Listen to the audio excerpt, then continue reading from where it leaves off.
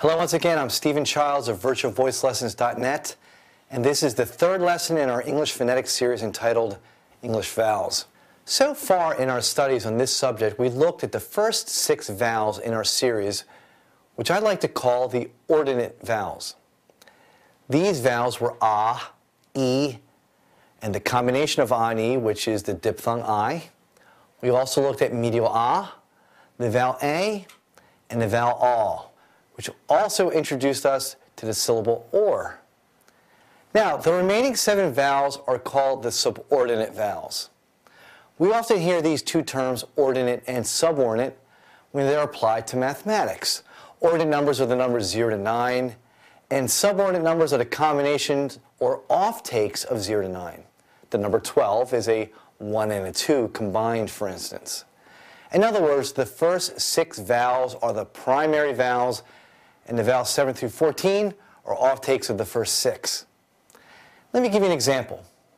One of the last 7 vowels is the sound Knowing the first 6 vowels, what would you say is the vowel that is most closely related to? I'll give you a moment to figure it out. Well, the answer is the vowel ah. And ah are very closely related and are often mistakenly used in place of one another. Let me demonstrate. Ah.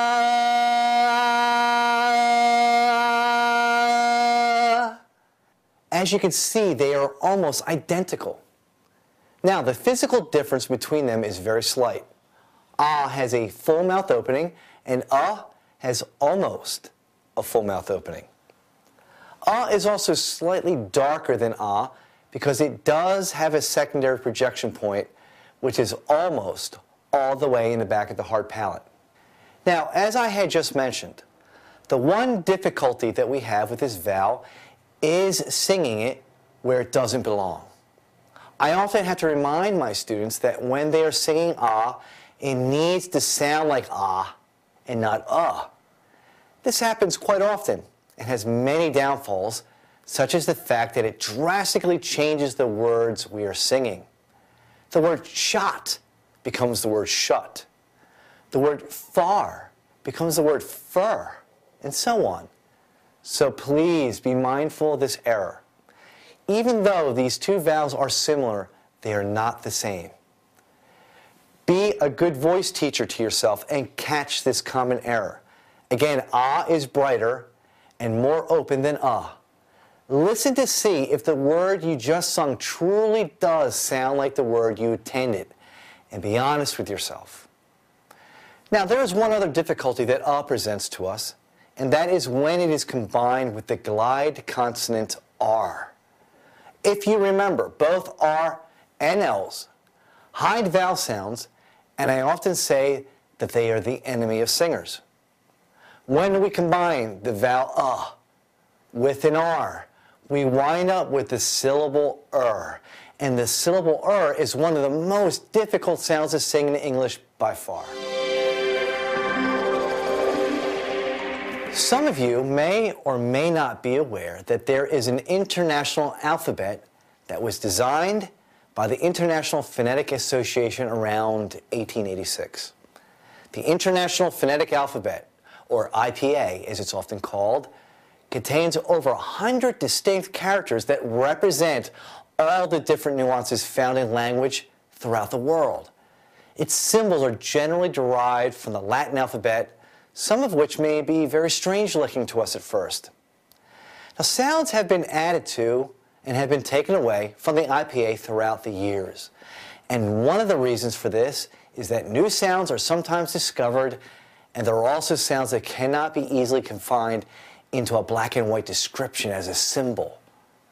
One of these difficulties that I have found is the English sound You see, in the IPA, the sound is regarded as a vowel all its own. Now, the problem with viewing this sound as one thing, a vowel, makes singing it difficult. To sing as one thing may be one of the most ugly sounds in English. Words like turn, turn, and burn, burn, sound very hillbilly-ish, to say the least. Again, the IPA is universally accepted in speech, but may not always be suitable when it comes to singing, just because of the fact that singing is elongated speech and lengthening certain sounds exposes how unpleasant they actually sound. So the way that we look at the sound is this. Is a combination of the sound with the consonant R attached to it. But the is slightly modified.